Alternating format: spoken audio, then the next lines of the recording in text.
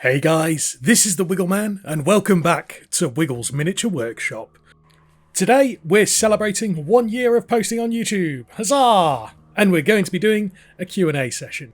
Now, for those of you who are here just for the painting content, I do have a little project I was working on that will be playing in the background. Nothing that I'm going to finish at all. I was just practicing painting a bit of yellow. Anyway, on with the questions. Question number 1 from @Diamino. That is Inari to me, friend of the channel, saying, how are you so goddamn handsome, and what's my favourite project that I've done so far? As for being handsome, beauty is in the eye of the beholder, mates. I'll leave it at that. You know how bashful I get. What's my favourite project I've done so far? Actually, well, thinking about it, probably the first one that comes to mind is this Mind Flayer that I printed quite early on when I had a 3D printer.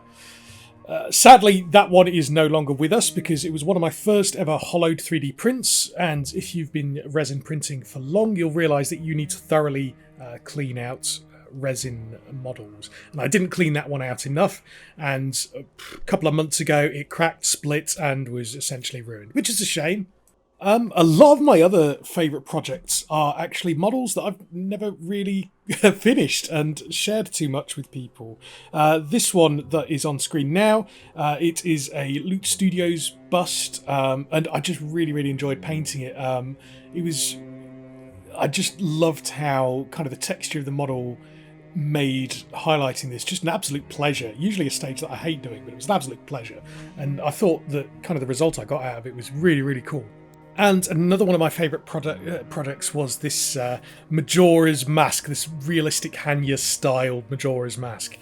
If you've watched the channel, you'll have seen the demise of that mask. It was very heartbreaking. I still need to put it back together. It's still sat behind my monitor currently from when it fell off.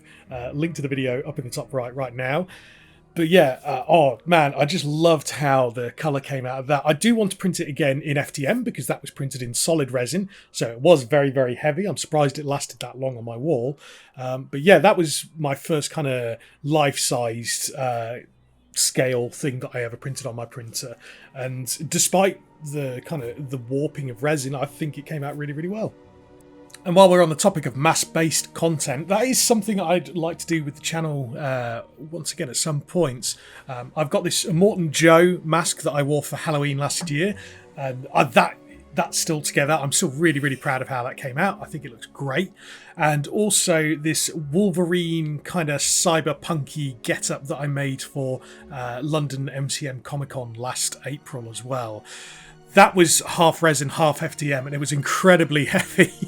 So I spent most of the day not wearing it. But I thought it was a really cool result. My first ever cosplay. Yeah, no, it's something I'd like to do with the channel. Question number 2 from friend of the channel, Talier. How did you end up in this hobby? It depends what you define as part of the hobby, whether it's the 3D printing side or it's the miniature painting side. Miniature painting I've been on and off with for quite a long time, quite a long period of my life. I first started when I was very young, I'd say 12, 13 years old. I used to absolutely love Warhammer when I was back in school. I was a book nerd. I'd spend my lunch breaks in the school library reading through White Dwarf magazines.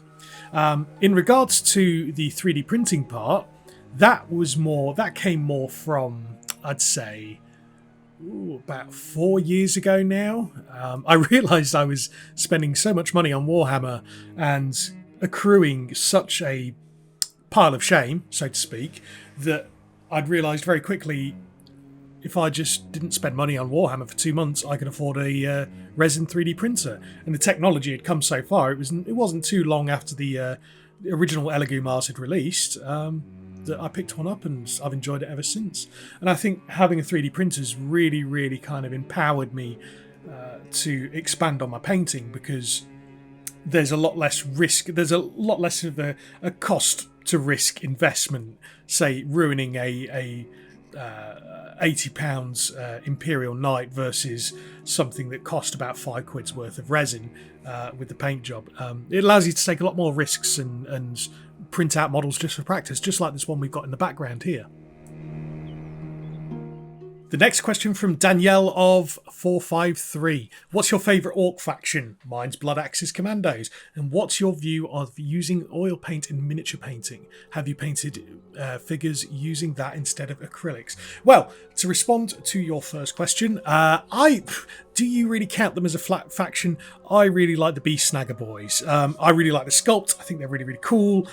It's a nice mixture of kind of the kind of Age of Sigmar, kind of feral orcs mixed in with the kind of 40k aesthetic. I think they're a very unique looking kind of sub-faction of orcs. As for using oil paints in miniature painting, well, when I read this comment, I actually got a little bit inspired. It is something I would like to fully kind of learn and wrap and comprehend and experiment with one day. But I actually use it during the painting process of this guy here in the background, and I was actually quite happy with the effects that I got out of it. I could have spent a bit more time kind of getting kind of the blends really, really good, but I can, just from working on this, again, this is my first time working properly in oils, I kind of got why it's quite good for miniature painting. In regards to blending and just getting those smooth transitions. It was an interesting experience. Definitely something I would like to experiment with more in the future. Next question is from Hayes Gray. Super cool person, friend of mine on TikTok. Recently painted up a really awesome looking Chaos Knight. And the question is, how long have you been painting, both miniatures and in general? Do I have any formal art background? So, how long have I been painting miniatures? Sorry, I just went to have a look. I would say 9 years at this point, but with a lot of breaks in between. So, obviously, I said earlier that I loved Warhammer when I was back in school. I didn't really paint any miniatures, never really played any games. I don't really count that part. That was kind of my awakening. You know, I'd look in White Dwarf, I'd see all these cool photos of models, I'd look at Cool Mini or Not and see all these amazing models, but all I'd know is how to slop on some base paint, and it was never thinned down, it was always thick. We didn't have Duncan back then to help us. And then I moved down south and I didn't really know anyone there, so whilst I was living down south, that was when I kind of picked back up on Warhammer again. This is leading into the 9 years ago period.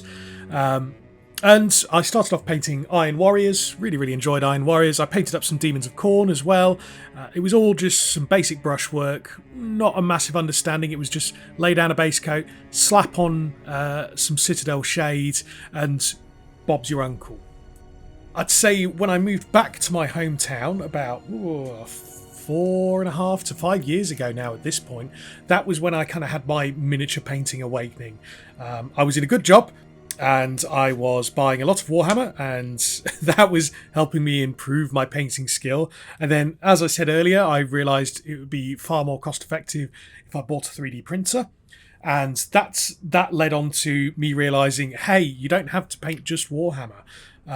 And I found a love for painting busts. I found a love for painting masks. I found a love for painting fantasy miniatures. And yeah, so I'd say 4 years ago would be when I started the journey to where I feel like I'm on today. As for, do I have any formal art background? Absolutely fucking not. No. My mother is an artist. She's a very successful artist, and she's doing quite well for herself up in the Highlands of Scotland. She's my biggest inspiration when it comes to art, and I love her very much, and I hope she watches my videos. And if she does, I love you, Mummy.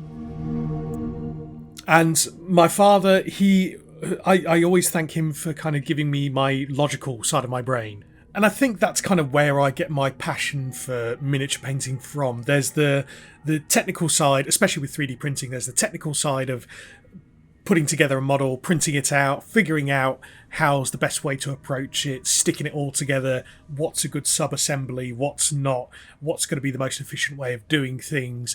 And then once it's all together, once it's all prepared, how am I going to attack it with paint?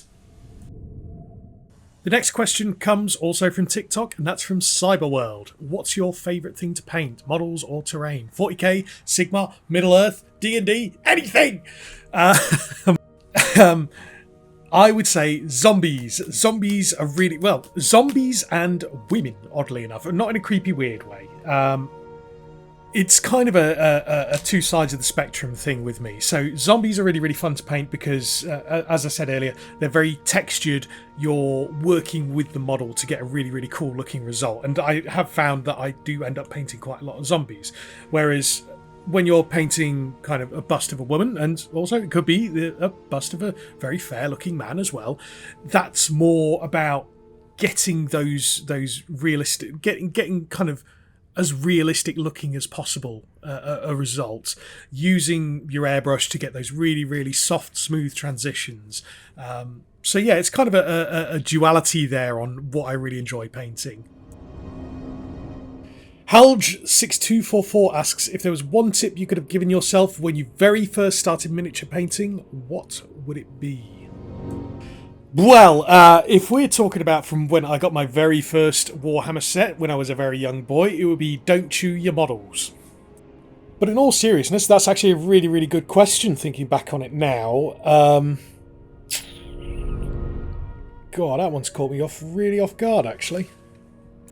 I could say the obvious and say thin your paints. That's always an important step. Make sure you're using 2 thin coats instead of 1 thick one, just to avoid brush strokes. But realistically, I think the most recent piece of advice that I'd have really loved to have known when I started probably would be using glaze medium. I use Vallejo glaze medium in quite a lot of my layering now. It's become quite an important part of my workflow, and that just helps kind of build up colour instead of just blocking in layering.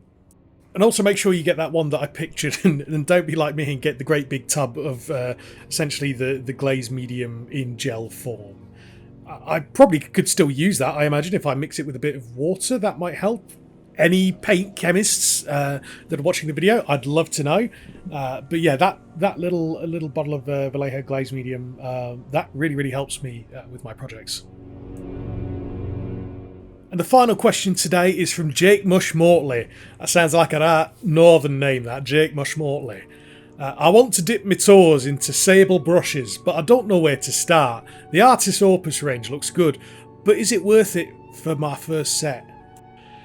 So I responded to Jake straight away on this question. My thoughts on the Artist Opus sets. I really like Artist Opus as a channel. I think the dude is essentially the miniature painting Bob Ross. He's very relaxed. He uses simple techniques to get incredible looking results, and he's very descriptive in what he does. The set of brushes I don't think is worth the price tag. I am a tight bastard, so this is my opinion here. I'm not looking to start any kind of beef or any kind of fuss with this guy. Dude's trying to make a living, ain't we all? It's just that my thought is, if I want a hammer to hammer in a nail, I would probably spend £10 on a hammer instead of £40 on a hammer to hammer in the nail. Using sable brushes, it is different to using synthetic brushes. You will feel a difference when you use them, but I don't think it's worth the price tag that's charged for them. I think the way that they're presented is really nice. I think the packaging's really nice. I also think a good portion of that cost is coming from the packaging for the brushes. If you look after your sable brushes properly, they will last you a long time. Long enough that I just couldn't justify to myself spending that kind of money on a set of brushes. I'm sure some people will come into the comments and defend it, and you're more than right to. I just don't think spending that amount of money on a set of brushes is worth it, especially for your first set of sable brushes. I have very similar thoughts in regards to airbrushes. I've used the cheap, horrible Amazon special airbrushes pretty much my entire airbrushing time, and I still feel like I can learn more from airbrushing before I make that leap to the higher quality airbrushes out there. But anyway, that'll do it for the Q&A session today. Thank you for watching through to the end. And if you have, I would absolutely appreciate it if you gave me a like, a comment, or a subscribe. If you still have more questions, ask them in the comments. I will do my best to answer as many as possible. And good news is that my 3D printer screen will be arriving tomorrow. Hooray! So still a little bit longer of a wait to get more 3D printing content onto the channel, but you'll be glad to know that I'll be back at it very, very soon. And some of the projects I've got in mind, I'm really excited to be trying out. We'll be doing more giveaways. The winner of the giveaway was announced. I have sent away their prize. It's going all the way to Singapore. Blimey. I wasn't expecting that, but I hope it makes it there in one piece. I really, really do. And I hope they enjoy their Screamer Killer Carnifex. Anyway, thank you very much for joining me today. Have a lovely evening. Bye-bye for now.